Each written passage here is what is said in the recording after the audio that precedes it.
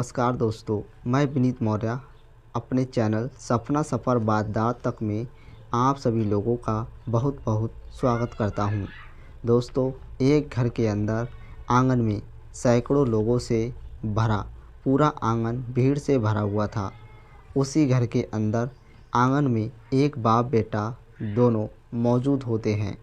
बाप की उम्र लगभग 50 साल थी, वहीं बेटी की लगभग 30 साल के आसपास।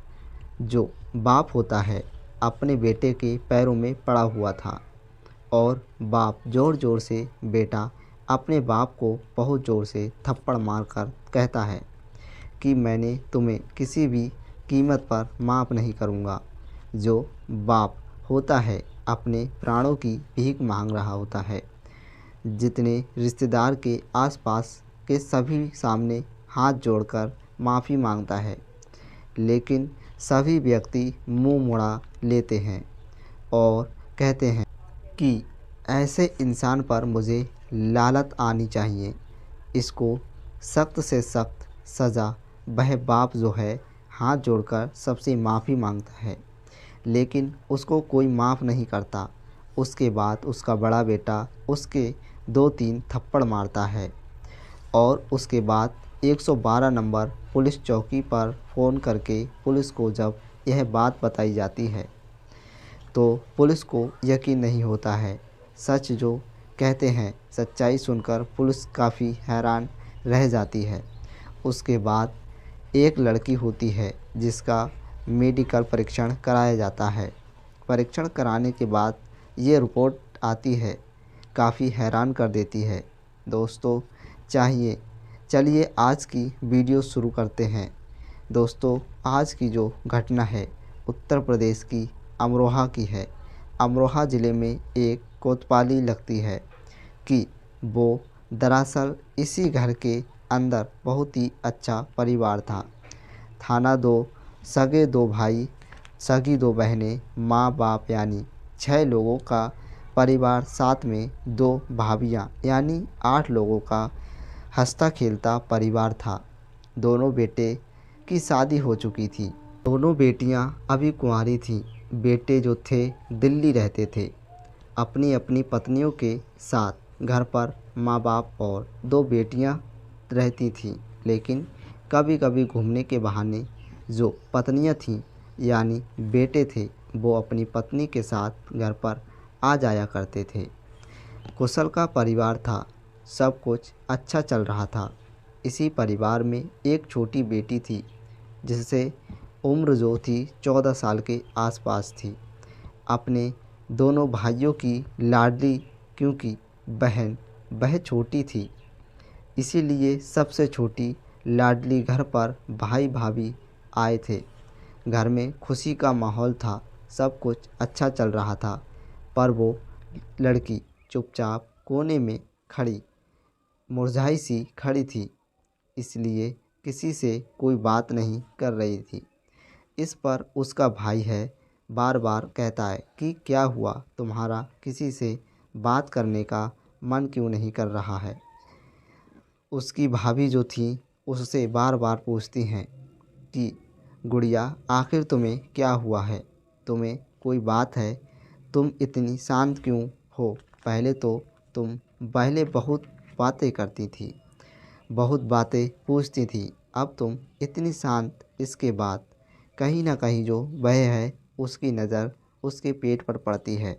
बहू के मन में काफ़ी सवाल आते हैं, लेकिन सास से कुछ नहीं कह पाती।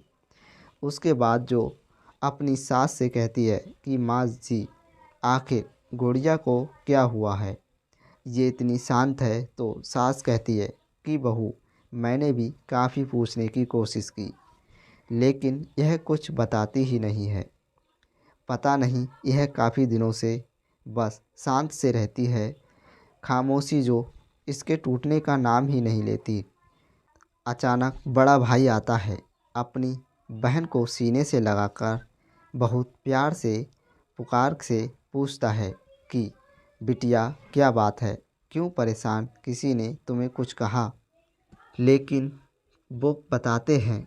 इसके बाद उसका भाई होता है अपनी बहन से शरीर में एक चीज़ का बदलाव देखता है कि उसके शरीर से ज़्यादा उसका पेट निकला हुआ है, दिख रहा है। जिसके बाद वो अपनी पत्नी से जाकर कहता है। यह बात तो उसकी पत्नी जो है उसकी माँ से कहती है, यानी कि उसकी सास, वह जो उसकी माँ होती है अपनी बेटी को बड़ा ही प्यार से कमरे में ले जाती है, पुचकार कर के गले लगाती है। गले लगाने के बाद प्यार, ममता, दुलार के साथ उसको समझाती है। कहती है, बेटा तुम्हारे कुछ दर्द हो रहा हो, तुम्हें कोई तकलीफ़ हो रही हो, कोई परेशानी हो, किसी ने तुम्हें कुछ कहा हो तो मुझे बताओ, मैं तुम्हारी ज़रूर सहायता करेंगे। माँ के बार बार कहने पर बेटी का सब्र टूट जाता है। अपनी माँ के गले लगकर बुरी तरीके से बेटी थी वो काफ़ी रोते रोते बेटी इस कदर रोने लगती है कि चुप होने का नाम ही नहीं लेती। तो माँ कहती है कि क्या बात है, मुझे बताओ। तो वो कहती है कि माँ, मेरे पेट में काफ़ी दिनों से दर्द हो रहा है, जिसे बर्दाश्त करने की करते करते मैं थक चुकी हूँ। माँ कहती है, बस इतनी सी बात, चलो मैं तुम्हें डॉक्टर को दिखाती हूँ। उसके बाद मैं तैयार होके सीधे अपनी बेटी को डॉक्टर के पास ले जाती है। डॉक्टर उसका परीक्षण करते हैं। परीक्षण करने के बाद जब उसकी भाभी और उसकी माँ के सामने जो डॉक्टर रिपोर्ट बताते हैं, जिसे सुनने के बाद मानो माँ की सांसें फूलने सी लगीं। डॉक्टर बताते हैं कि तुम्हारी 14 साल की नाबालिग बेटी है, वो 3 महीने से प्रेग्नेंट है। डॉक्टर बोले कि जब यह बात माँ सुनती है तो उसकी सांसें फूलने लगती हैं। जैसे तैसे हाथ जोड़कर डॉक्टर साहब का मुंह चुप कराते हुए सीधे अपनी बेटी को लेकर घर आने बाद बेटी को एक कमरे में ले जाती हैं और आकर लिटा देते हैं आराम करने के लिए। फिर सारे घर वाले मशवरा मिलकर कहते हैं, आख बिटिया के साथ ऐसा क्या हुआ? बिटिया घर में ही बनी रही थी, निकली बैठी तो आखिर उसके साथ इतना गंदा काम किसने? घर में बहुत बड़ा सवाल बन चुका था। यह सब वो पिछले 6 महीने से यही सह रही थी।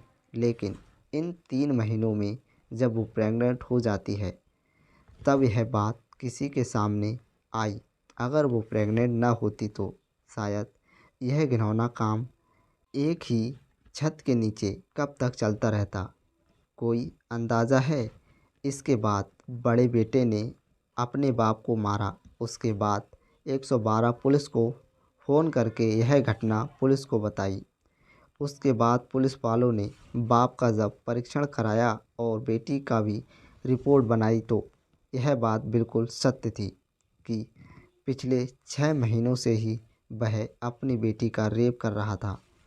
अपनी बेटी यानी बाप को जब कोर्ट में पेश किया जा गया है तो जज साहब ने सबसे ज़्यादा रंगीन से रंगीन धाराएं लगाकर उस बाप के लिए इतनी कड़ी से कड़ी सज़ा सुनाई कि उसका जज जीवन कारावास में ही सड़कर। उसके बाद दोस्तों बेटी को गर्भपात कराने के लिए कोर्ट में अर्जी लगाई गई। उसके बाद आगे दोस्तों क्या खबर आती है, उसकी बेटी के या गर्भपात कराने के लिए कोर्ट क्या डिसीजन लेते हैं, यह हम आपको दोस्तों अगली वीडियो में बताएंगे। मेरी वीडियो दोस्तों आपको कैसी लगी, स्टोरी कैसी पसंद आई? एक बाप ने अपनी बेटी के साथ इतना गंदा काम किया, इस बात को लेकर आपकी क्या राय है? कमेंट सेक्शन में ज़रूर बताइएगा। कल मैं फिर एक सच्ची और अच्छी घटना लेकर आपसे फिर से मिलने आते हैं। तब तक के लिए दोस्तों अपना ख्याल रखिए। धन्यवाद दोस्तों। जय हिंद, जय भारत।